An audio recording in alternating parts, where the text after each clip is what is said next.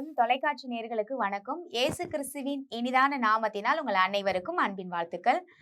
கவலைப்படும் பொழுது நாம் எதை பார்க்கணும் அப்படின்னு சொல்லி வேதம் நமக்கு என்ன கற்றுக் கொடுக்கிறது என்று ஒரு வேத வசனத்தை இப்பொழுது நான் வாசிக்க உங்களுக்காக விரும்புகிறேன். லூகாவின் சுவிசேஷம் 12ஆம் அதிகாரம் 27வது வசனம். காட்டு புஷ்பங்கள் எப்படி வளர்கிறது என்று கவனித்து பாருங்கள். அவைகள் உழைக்கிறதும் இல்லை, நூற்கிறதும் இல்லை என்றாலும் சாலமோன் முதலாய் சர்வ மகிமையிலும் அவைகளில் ஒன்றை போலாகிலும் உடுத்தியிருந்ததில்லை என்று உங்களுக்கு சொல்லுகிறேன். காட்டு புஷ்பங்களை எப்படி வளர்கிறது என்று ஆண்டவர் சொல்றாரு, கவனித்து பார்க்கணுமா. காட்டு புஷ்பங்களை போய் கவலைப்படுற நேரத்துல கவனித்து அப்சர்வேஷன்ல இருக்க பேஷண்ட்ஸ் யாராவது பார்த்துருக்கீங்களா? அப்சர்வேஷன்ல இருக்கிறவங்க பார்த்தீங்கன்னா கவனிச்சுக்கிட்டே இருப்பாங்க மானிட்டர்ல. அதுக்கப்புறம் பேஷண்ட்ஸ் எந்த நிலையில இருக்காங்க, உடனே அவங்களுக்கு ஒரு அலாரம் அடிச்சுக்கிட்டே இருக்கும். பிபி பல்ஸ் ஏதாவது குறையுது, இல்லை ஏதாவது ஒரு சிம்டம்ஸ் குறையுது அப்படின்னா பாருங்க, அது நமக்கு காமிச்சு கொடுக்கும். உடனே அந்த அப்சர்வேஷன்ல இருந்து அந்த பேஷண்ட்ஸை கவனிச்சு அவங்கள அந்த உயிரை காப்பாற்றுவாங்க. இப்படிப்பட்ட சூழ்நிலையில இருக்கிறவங்களை பார்த்து நம்ம உற்று கவனி அப்சர்வேஷன் பண்ணுனா ஒரு நியாயம் இருக்கு. ஆனா கவலை வரும் பொழுது ஆண்டவர் சொல்றாரு, காட்டு புஷ்பங்களுக்கு, எந்த காட்டுக்கு போறது சொல்லுங்க? காட்டு புஷ்பங்களை போய் நீ கவனித்து பார் அப்படின்றாரு. கவனித்து எதுக்காக பார்க்கணும் அப்படின்னா, காட்டிலே பாத்தீங்கன்னா நிறைய பாருங்க விதமான பூக்கள் இருக்கும். அந்த இடத்துல அந்த பூக்கள் மத்தியில கலர் கலரா இருக்கும். அது பேர் புல்லும் தான் பேரு, காட்டு புஷ்பம் தான் பேரு. ஆனா ரொம்ப ரொம்ப அழகுடைய ஒரு இடமாக இருக்கும். சில இடங்கள்ல அந்த இடத்தை பராமரிக்கவே மாட்டாங்க, பார்க்கு மாதிரி பராமரிக்க மாட்டாங்க. எங்கேயாவது பார்த்துருக்கீங்களா? காட்டு புஷ்பங்கள் அப்படின்னா காட்டுல வளர்றத போய் யாராவது பராமரிப்பாங்களா? அந்த இடத்துல போயிட்டு கார்டன் மாதிரி எல்லாத்தையும் கட் பண்ணி அப்புறம் நல்ல ஒரு செடிங்களை எடுத்துட்டு போய் வச்சு நட்டு அப்படிலாம் ஒண்ணுமே இருக்காது. அந்த காட்டு புஷ்பன்றதே பார்த்தீங்கன்னா காட்டுல ஏதோ ஒண்ணு வளர்ந்துகிட்டு இருக்க மாதிரி இருக்கும்.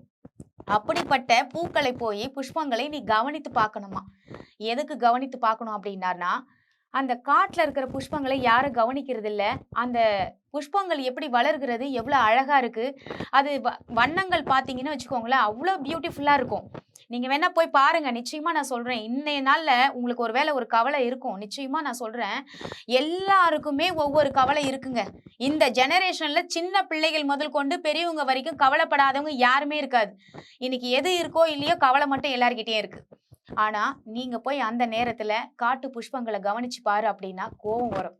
ஆனா ஆண்டவர் அப்படிதான் சொல்றாரு, காட்டு புஷ்பங்களை நீங்க போய் கவனிச்சு பார்க்கும்போது அதுக்கே அவ்வளவு அழகா ட்ரெஸ் கொடுத்திருக்கும் பொழுது உங்களுக்கு உடுத்துவிப்பது அதிக நிச்சயம் அப்படின்னு சொல்றாரு. உங்களுக்காக தேவன் வண்ணங்களுடைய ட்ரெஸ்கள் கொடுப்பது அதிக நிச்சயம். நீங்க கவலைப்படும் பொழுது காட்டு புஷ்பங்களை பார்க்கணுமா?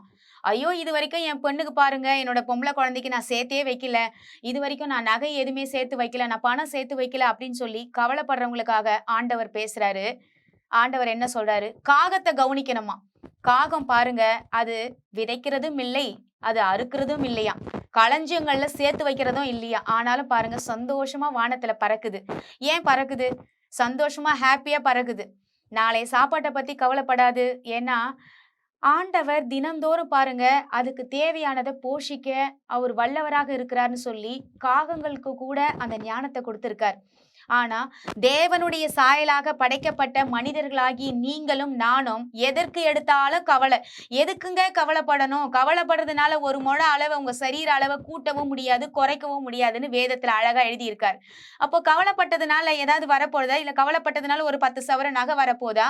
இல்ல கவலைப்பட்டதுனால உங்களை தேடி யாராவது கொரியர் சர்வீஸ் மூலமா ட்ரெஸ் எடுத்து யாருன்னா அனுப்ப போறாங்களா? நிச்சயமா கிடையாது. ஆண்டவர் சொல்றாரு, உன் வாழ்க்கையை நீ ரசித்துக்கொள். இதெல்லாம் நீங்க ரசிக்கும் பொழுது நிறைய பேர் உலகத்தாரே பாருங்க கவலைப்படும் போது என்ன செஞ்சிருவாங்கன்னா, ஒரு டூர் கிளம்பிடுவாங்க. எதுக்குன்னா அங்க நேச்சுரல்ஸை ரசிச்சு பார்க்கும் பொழுது ஒரு மன அமைதி கிடைக்குது, ஒரு புத்துணர்ச்சி கிடைக்குது. மறுபடியும் நம்ம செய்வதற்கு பாருங்க, மறுபடியும் வேலை செய்வதற்கான ரீஃப்ரெஷ்ஷான ஒரு மைண்ட் கிடைக்குது. அப்போ அதனாலதான் பாருங்க எல்லாரும் நிறைய பேர் டூருக்கெல்லாம் போயிட்டு வர காரணம் இதான் போல இருக்கு.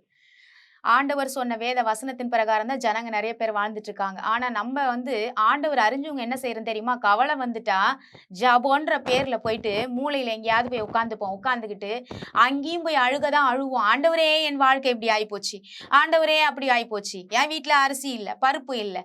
இதை கேட்கவாங்க ஆண்டவர் நம்மளை படைச்சிருக்காரு. ஆண்டவர் தேவன் பாருங்க எதையெல்லாம் உண்டாக்கிட்டு மனுஷனை 6ஆம் நாள் உண்டாக்கி இருக்கிறாரு பாருங்க. எல்லாத்தையும் கம்ப்ளீட்டா இந்த உலகத்தை படைச்சு முடிச்ச அப்புறம் தான் மனுஷனை உண்டாக்கினார். எல்லா தேவைகளையும் தேவன் பரமபிதா அறிந்திருக்கிறார். ஒன்றுக்கும் கவலைப்படாமல் எல்லாவற்றையும் ஸ்தோத்திரத்தோடு கூட விண்ணப்பம் செய்யுங்கள் என்று தேவன் சொல்லியிருக்கிறார். நிச்சயமாக உங்கள் கவலை வரும்பொழுது நீங்க காட்டு புஷ்பங்களை கவனித்து பாருங்கள், காகங்களை பாருங்கள், வானங்களை பாருங்கள். தேவன் எப்படிப்பட்டவர், அவர் மகிமை நிறைந்த தேவன் என்று நிச்சயமாக நீங்கள் அறியும் பொழுது உங்களுக்கு விசுவாசம் வரும். அந்த விசுவாசத்தின் மூலமாக உங்களுக்கு பணம் வரும், உங்களுக்கான தேவைகள் உடைகள் வரும், நீங்க உண்பதற்கான உணவுகள் வரும். நிச்சயமாகவே தேவன் உங்களை ஆசீர்வதிப்பார். இன்னைக்கு தேவன் எதற்காக ஆசீர்வதிக்க நம்ம ஜெபிக்க போறோம் அப்படின்னா, எல்லாம் கொடுத்ததுக்காக நான் நன்றி சொல்லி நம்ம ஜெபிக்க போகிறோம். எங்கள் அன்பும் இரக்கமும் நிறைந்த நல்ல தகப்பனே, நாங்கள் உம்மண்டையில் வருகிறோம் சுவாமி. கவலைப்படும் போது ஆண்டவரே, எல்லாரும் சொல்லுவாங்க கவலைப்பட்டா நீ அதை பண்ணு இதை பண்ணுன்னு. ஆனா ஆண்டவர் கொடுக்குற அட்வைஸ் சூப்பரா இருக்கு தகப்பனே. இந்த உலகத்துல ஆண்டவரே, நாங்க எல்லாவற்றையும் ரசிக்கிறதுக்கு முதல்ல நாங்க மறந்துடுறோம். ஆனா நீங்க சொல்றீங்க அதை கவனித்து பாரு.